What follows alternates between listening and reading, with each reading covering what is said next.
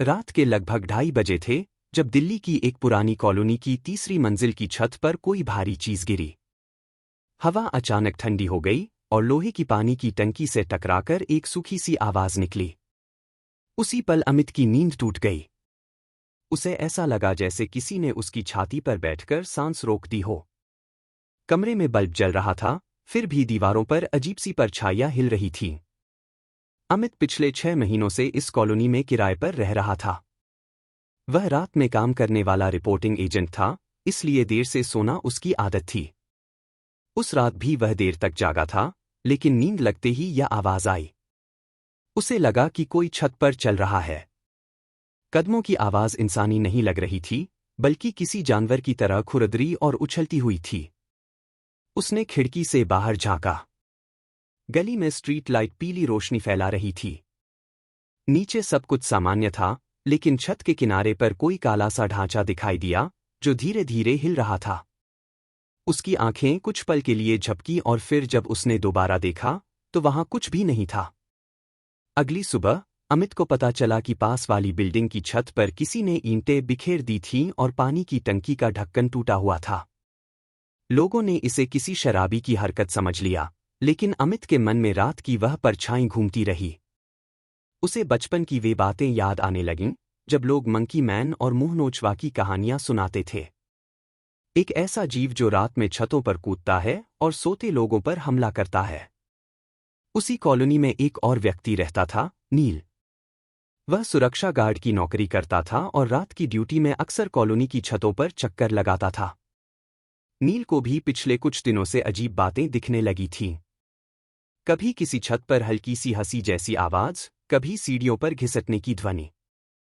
वह इसे अपनी थकान समझता रहा, लेकिन उस रात जब उसने छत के कोने में दीवार से चिपका हुआ कोई ढांचा देखा, तो उसका दिल जोर से धड़क उठा। नील को लगा कि वह कोई आदमी है, लेकिन उसकी चाल में इंसानी सीधापन नहीं था। वह दीवार के सहारे ऊपर चढ़ रहा था, बिना किसी सहारे के। उसके हाथ पांव असामान्य रूप से लंबे दिख रहे थे। चेहरे की तरफ रोशनी गई, तो उसे ऐसा लगा जैसे आंखों की जगह 2 काले गड्ढे हों। अगले 2 दिनों में कॉलोनी में डर फैल गया। एक फ्लैट की खिड़की पर खरोंच के निशान मिले। दूसरे घर की छत पर सूखे पत्तों के बीच किसी जानवर जैसे पंजों के निशान थे।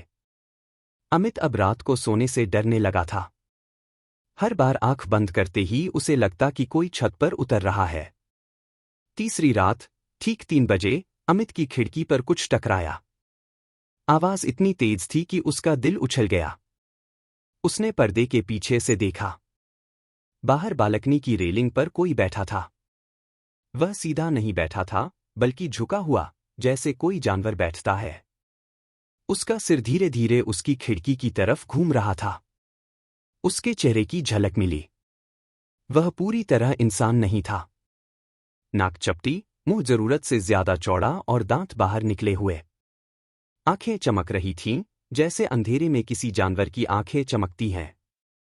अमित के शरीर में जैसे जान नहीं बची। उसकी सांसें तेज हो गईं, लेकिन आवाज बाहर नहीं निकली। उसी समय नील नीचे गश्त कर रहा था। उसने ऊपर देखा तो अमित की बालकनी पर कोई परछाई हिलती दिखी। वह दौड़कर सीढ़ियां चढ़ा।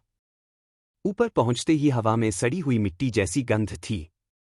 बालकनी खाली थी, लेकिन रेलिंग पर गीले हाथों के निशान थे, जैसे किसी ने अभी अभी वहां से छलांग लगाई हो। अमित की हालत बिगड़ने लगी। दिन में वह ठीक रहता, लेकिन रात होते ही उसकी आंखों के नीचे काले घेरे और चेहरा पीला पड़ जाता। उसे लगता कि कोई उसे देख रहा है। हर रात वही कदमों की आवाज, वही खरोंच, वही अजीब सी हंसी। नील ने अपने अनुभव अमित को बताए। दोनों को एहसास हुआ कि वे अलग अलग नहीं, बल्कि एक ही चीज देख रहे हैं। कॉलोनी में और किसी को कुछ साफ दिखाई नहीं दिया था, लेकिन डर की लहर फैल चुकी थी। 5वीं रात, बारिश शुरू हो गई। छतों पर पानी भर गया और नालियों की आवाज गूंजने लगी। अमित अपने कमरे में बैठा था, जब अचानक बिजली चली गई। अंधेरे में उसे बालकनी से पानी टपकने की आवाज सुनाई दी। फिर किसी के नाखून जैसे खिड़की के शीशे पर घिसटने लगे। उसी पल नील नीचे से ऊपर आया। सीढ़ियों में अंधेरा था और दीवारें गीली थीं। उसे लगा जैसे कोई उसके पीछे चल रहा हो। जब वह तीसरी मंजिल पर पहुंचा तो उसने देखा कि अमित की बालकनी के पास दीवार पर काले हाथों के निशान बन रहे हैं, जैसे कोई उल्टा लटक कर चढ़ रहा हो। अचानक वह चीज सामने आई। उसका शरीर टेढ़ा मेढ़ा था, कपड़े फटे हुए और बाल बिखरे हुए। उसका मुंह खुला था, लेकिन आवाज नहीं निकल रही थी। वह धीरे धीरे दीवार से उतर रहा था, जैसे मकड़ी उतरती है। नील को उस पर दया भी आई और डर भी। उसे लगा कि यह कोई जानवर नहीं, बल्कि कोई भूला हुआ इंसान है, जिसे किसी ने कभी चोट पहुंचाई थी। उस रात के बाद अमित बीमार पड़ गया। उसे तेज बुखार और अजीब सपने आने लगे। सपनों में वही चेहरा, वही कूदता हुआ साया और वही खाली आंखें। उसे लगा कि वह चीज उसे बुला रही है। नील ने कॉलोनी छोड़ने का फैसला कर लिया, लेकिन जाने से पहले वह आखिरी बार छत पर गया। बारिश रुक चुकी थी और छत पर गीली मिट्टी में साफ निशान बने थे, जैसे कोई लंबे समय से वहीं बैठा हो। छत के कोने में उसे पुराना अखबार मिला, जिसमें वर्षों पहले मंकी मैन की खबर छपी थी। उसी खबर के पास किसी ने पेंसिल से एक चेहरा बनाया था, जो अमित के देखे चेहरे से मिलता था। अमित एक हफ्ते बाद अस्पताल से लौटा, लेकिन वह पहले जैसा नहीं था। उसकी आंखों में वही खालीपन आ गया था, जो उस जीव की आंखों में था। रात होते ही वह बालकनी की तरफ खींचने लगा। एक सुबह कॉलोनी में खबर फैली कि अमित का कमरा खाली मिला। खिड़की खुली थी और रेलिंग पर गीले हाथों के निशान थे। छत पर किसी के बैठने के ताज़ा निशान थे।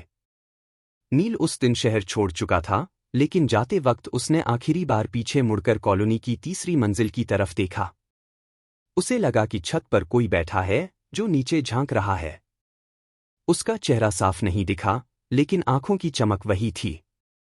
लोग आज भी कहते हैं कि उस कॉलोनी में रात को कोई छतों पर कूदता है, कभी मंकी मैन बनकर, कभी मुंह नोचवा बनकर। शायद वह किसी एक नाम का नहीं है। वह उन चेहरों का रूप है, जिन्हें शहर भूल गया और जो अब रात में अपने लिए नया चेहरा ढूंढते हैं।